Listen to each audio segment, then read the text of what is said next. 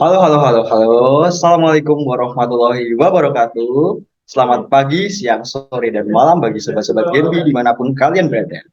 Jalan-jalan ke kota Malang, jangan lupa membeli kembang. Balik lagi bareng Genbi Malang di podcast Santai Sayang. Pada podcast episode ke-8 kali ini, di Kepoin Genbi series 4, kali ini kita akan membahas tema mengenai misteri di balik struktur dan event Genbi. Wah, pasti pada penasaran kan bahasan topik kita pada kali ini.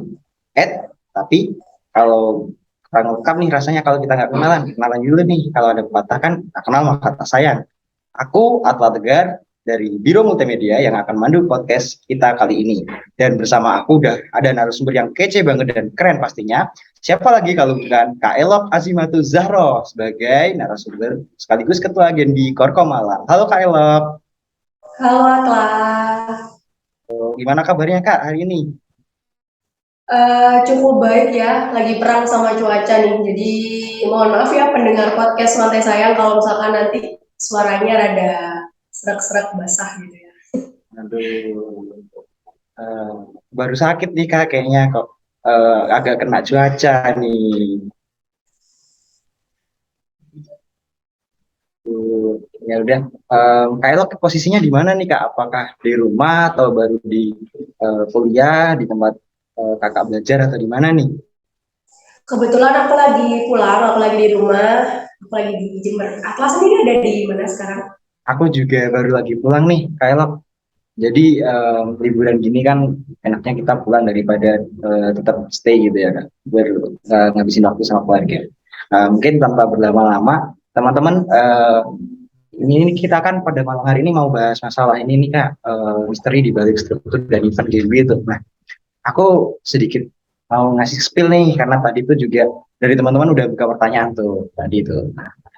Menurut kakak sendiri kan kita sebagai seorang anggota Genbi ataupun dari pengurus juga kan tentunya udah tahu apa itu Genbi kemudian apa itu beasiswa BI. Nah mungkin bagi teman-teman kan belum tadi yang masih bertanya kan banyak tadi. Nah kira-kira beasiswa BI itu apa sih kak kalau boleh tahu? Oke, sebelum kita ngejelasin tentang beasiswa BI, kita kan sering dengar Genbi gitu ya. Masih banyak beberapa masyarakat yang salah persepsi gitu ya. Wah salah persepsinya gimana nih kak? Aku taunya dulu tuh Ada Genbi itu gimana ya? generasi Bank Indonesia, bacanya itu Gen BI gitu kebanyakan dari Oh, mereka. iya sih ya. Maksudnya aku dulu juga kiranya itu sih Kak, kayak Genbi oh generasi Bank Indonesia mungkin gitu. Emang apa sih Kak Genbi ini yang bener nih kalau sebenarnya kalau orang-orang yang umum yang nggak tahu sih? Oke, jadi Gen B sendiri sebenarnya kalau misalkan dibilang generasi Bank Indonesia tidak sepenuhnya salah. Cuman Gen B sendiri cara bacanya Gen B ya, bukan Gen BI ya. Jadi Gen B sendiri adalah sebuah komunitas yang menaungi mahasiswa-mahasiswa dari berbagai universitas yang bekerja sama dengan Bank Indonesia dalam hal beasiswa. Gitu Atla. Oke. Oh iya Kak Elok, ngomong-ngomong soal Genbi nih, boleh tahu nggak Kak kira-kira kalau misalnya kita mau jadi anggota Genbi itu kita kan harus dari daftar beasiswanya. Nah, bagi Kak Elok sendiri kalau dapetin beasiswa di B ini gampang atau susah sih Kak? Boleh bagi-bagi informasi ataupun tipsnya nggak Kak kira-kira? Oke, kalau dibilang susah ya, menurut aku pribadi sangat kompetitif ya. Karena selain kita bersaing dengan internal, maksudnya dari teman-teman universitas, karena nggak semua kampus itu bisa join di Genbi, karena Genbi itu hanya menaungi kampus-kampus tertentu yang memang menjalin kerjasama dengan Bank Indonesia. Jadi nggak semua kampus bisa daftar seperti itu. Itu salah satu kompetitifnya.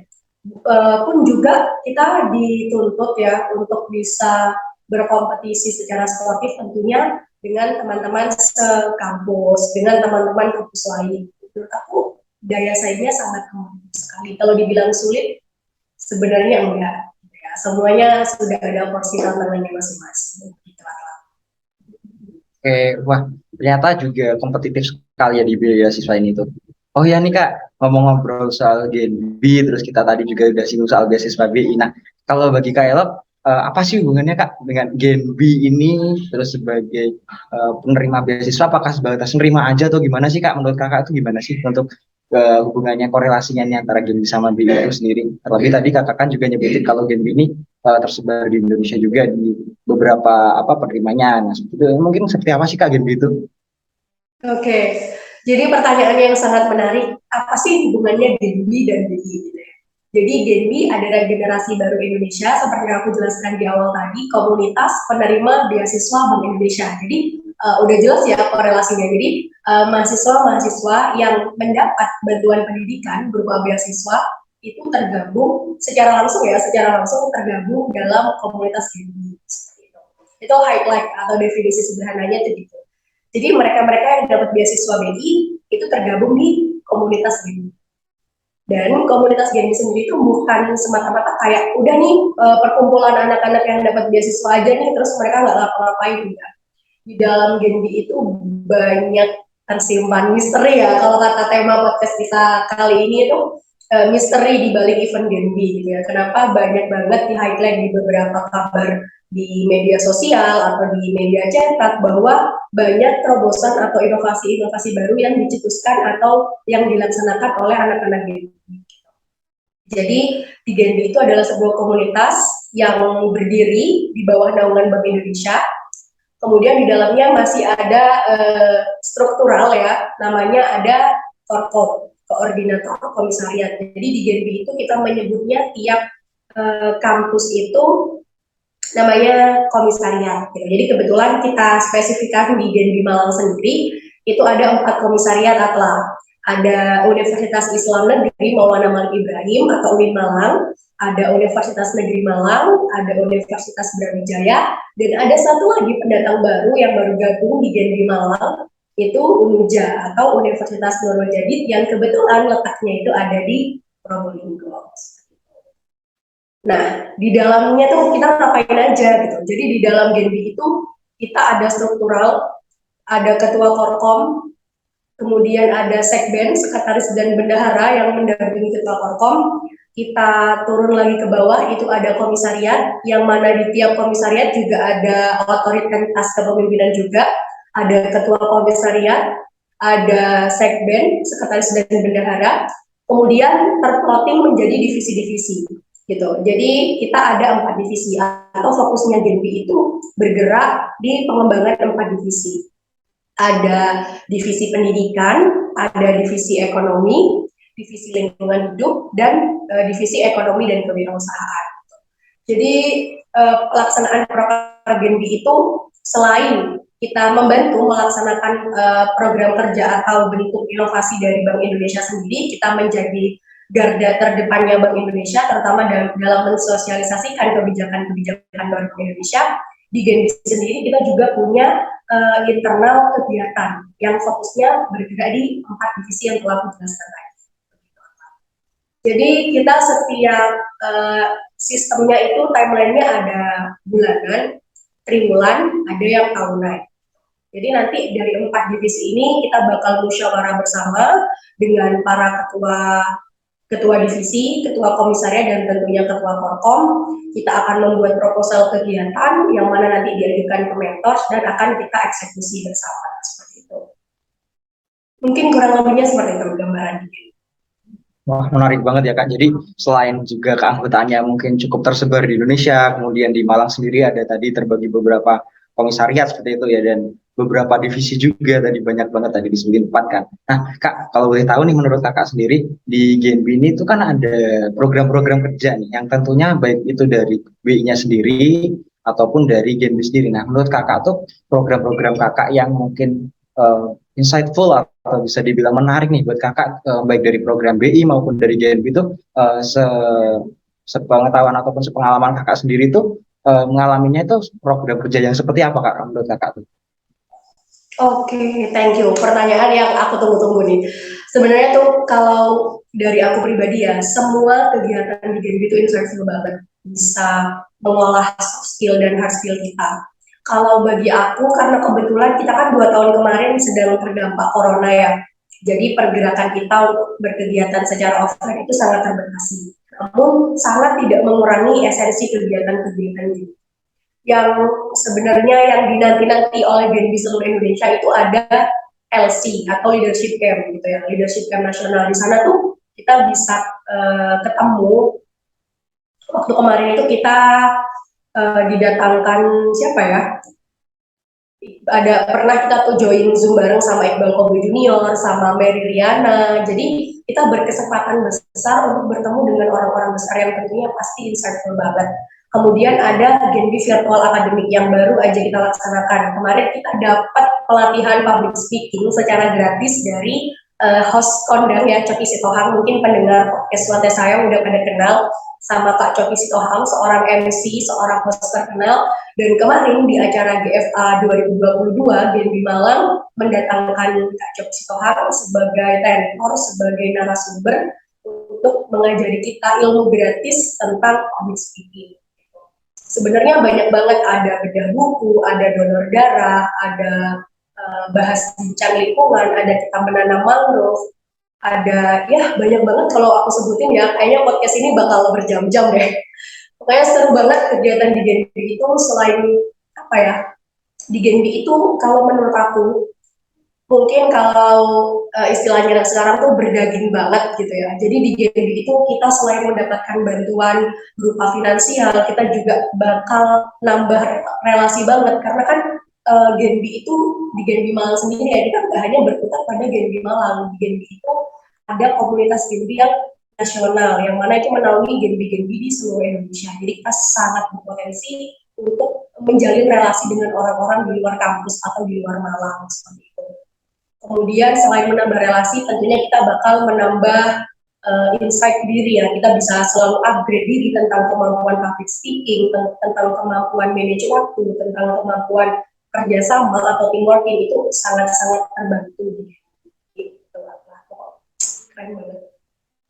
Menarik banget sih Kak, serius. Aku pun sebagai anggota mungkin yang di sini notabene baru ngerasain nih yang info-info daging, info daging. Nah, pertama tuh bingung info daging itu apa. Oh, ternyata aku setelah cerna dari penjelasan Kakak dan mungkin aku ngalamin sendiri, emang bener nih, kita bukan cuma dapat finansial nih teman-teman di sini, jadi lebih terparah juga pengembangan diri kita, kemudian skill kita, cara berpikir kita, bahkan sampai ke ranah yang semuanya ada, mau di bidang kesehatan, bidang pendidikan maupun di bidang kita nanti ke depannya di karir seperti itu. Buktinya juga aku di sini juga dapat teman-teman yang bisa support sih dari berbagai kampus maupun daerah kayak gitu. Nah, kita ulik lagi nih Kak, seru banget pembahasannya soal event mungkin ataupun kegiatan Genbi. Kan sekarang Kakak kan periode pengurusan ini kan diamanahkan sebagai ketua. Nah, dulu Kakak waktu zaman pemilihan ketua maupun yang sekarang kan tentunya ada tuh namanya Grand Design. Nah, inovasi terbesar Kakak buat kepengurusan tahun ini itu seperti apa sih Kak kalau boleh tahu, dan apakah sudah terlaksana sepenuhnya, dan menurut Kakak apakah ini juga untuk kedepannya bisa nih buat dijalanin bagi anggota-anggota Genbi berikutnya kayak gitu. Mau tahu dong Kak? Inovasi ya. Kalau dulu pas aku diamanahin sebagai ketua Korkom, tentunya awal fondasi yang aku tanamkan dalam diri adalah menjalin organisasi selayaknya keluarga. Jadi bentrok antar mungkin antar satu dengan yang lain itu pasti ada. Namun alhamdulillah aku merasa sih hampir ini aku udah hampir demisioner ya. Jadi teman-teman Genbi itu kerjasamanya bagus banget, pemikirannya bagus banget, pola komunikasinya bagus banget, sehingga sangat membantu untuk mencapai inovasi atau motivasi yang udah aku targetkan sejak awal seperti itu. Jadi aku tuh pingin dalam satu kepengurusan itu kita berkomunikasi layaknya keluarga, bekerja layaknya partner, seperti itu. Jadi kita harus profesional gitu. Tapi ketika ada sebuah permasalahan itu akan diselesaikan secara kekeluargaan tanpa meninggalkan profesionalitas. Dan Masya Allah, teman-teman kepengurusan Genbi sekarang, anggota Genbi sekarang itu benar-benar orangnya aktif banget, orangnya benar-benar inovator-inovator parah ya. Mereka itu pemikirannya liar, mereka sumpah keren-keren. Mereka mencetuskan ide-ide keren, ide-ide proper-proper yang mungkin sebelumnya nggak terfikirkan oleh kita gitu. Kemudian tentunya tidak lepas dari campur tangan mentor. Mentor sangat suportif sekali, mentor sangat memfasilitasi kita sekali tentang mewadahi ide-ide atau inovasi-inovasi teman-teman ini. Jadi alhamdulillah jika boleh dipresentasikan ya bentuk ketercapaiannya itu 95%. Gitu. Ih, keren banget ya teman-teman. Jadi selain kita berorganisasi, berteman, kemudian mengembangkan diri kita, soft skill kita ataupun hard skill kita masing-masing, kita juga di sini dapat saudara nih. Sebenarnya dapat keluarga nih, keluarga baru seperti itu. Nah, oh ya Kak, ngomong-ngomong soal Genbi juga dan ngobrol-ngobrol soal event ataupun ngobrol-ngobrol soal ini desain teman-teman ataupun kakak-kakak ya di sini aku mau tanya sih Kak. Nah, bagi kakak nih apa sih Kak pentingnya jadi pengurus Genbi? Terlebih kan kali kakak sempat nyinggung nih demisioner. Nah, kebetulan kan juga yang namanya ada demisioner, tentunya ada regenerasi seperti itu. Nah, mungkin bagi kakak ada sedikit apa ya tips ataupun petuah-petuah lah bagi kami nih, terutama saya anggota yang mungkin pengen nih jadi pengurus apa aja sih yang perlu dipersiapin nih ke teman-teman juga nih barangkali kan pendengar kita. Oke, iya sih sebenarnya emang banyak banget yang kepingin jadi pengurus. Sebenarnya syaratnya nggak sulit kok. Syaratnya yang pertama adalah niat, siap loyal. Gitu. Kalau misalkan ada syarat kayak harus good looking misalkan ya, sekarang kan jamnya nggak good looking kamu nggak bakal dapat tempat gitu kan ya. Nggak, di Malang itu ketika mereka ingin jadi pengurus mereka cukup berkomitmen, mereka dibuktikan juga dengan loyalitas kerja, loyalitas waktu. Tapi misal ke pengurusan yang misal ketua komis atau ketua korkom, memang ada tahap seleksinya. Salah satunya adalah tahap seleksi berkas. Nanti kita juga menganut sistem demokrasi ya untuk pemilihan. Jadi nanti tetap ada masa orasi, ada masa kampanye, ada masa debat kandidat. Jadi mereka yang terpilih menjadi seorang dimandat sebagai seorang ketua adalah benar-benar mereka orang-orang yang bertanggung jawab, mereka orang-orang yang bentuk apa ya, screeningnya itu ketat banget. Kalau misalnya mau jadi sekbel, mau jadi kepala divisi, atau mungkin mau jadi ketua komisariat, modal awal adalah niat dan siap untuk loyal. Karena kan kalau jadi pengurus kan kerjanya double ya, Atla ya. Misal kita jadi anggota biasa, kita cukup dengerin aja. Misal ada, oh ini ada webinar tentang bahaya narkoba misalkan, kita cukup mendengarkan, merangkum. Tapi kan kalau menjadi pengurus kita masih make sure anggota-anggotanya pada ikut, terus kita masih buat presensi dan absensi, kita make sure mereka mengisi presensi dan absensi, kita apa ya, bukan nyemangatin sih istilahnya, kita kayak ngajak mereka untuk bisa aktif dan ikut serta di acara tersebut. Jadi siap punya tanggung jawab double. Wah, tentunya juga kalau dari penjelasan kakak, aku sebenarnya tertarik banget nih, kak buat apa daftar ke depannya. Mungkin bagi teman-teman juga jangan lupa daftar ya teman-teman kalau misalnya besok ada open recruitment seperti itu. Nah, oh ya kak ngobrolin soal kepengurusan nih. Bagi kakak sendiri menjadi seorang pengurus tuh tadi kan seperti spill nih dikit satu contoh misalnya ngegerakin anggotanya nih. Nah, kalau dari persepsi kakak nih sebagai seorang ketua ataupun di sini pemimpin kami, kakak nemuin kendala nggak sih kak atau hambatan apa aja sih kak kalau misalnya kita jadi pengurus itu selama mungkin periode pengurusan kali ini? Oke, berbicara kendala, sebenarnya segala permasalahan itu sumber kendalanya adalah dari kita sendiri.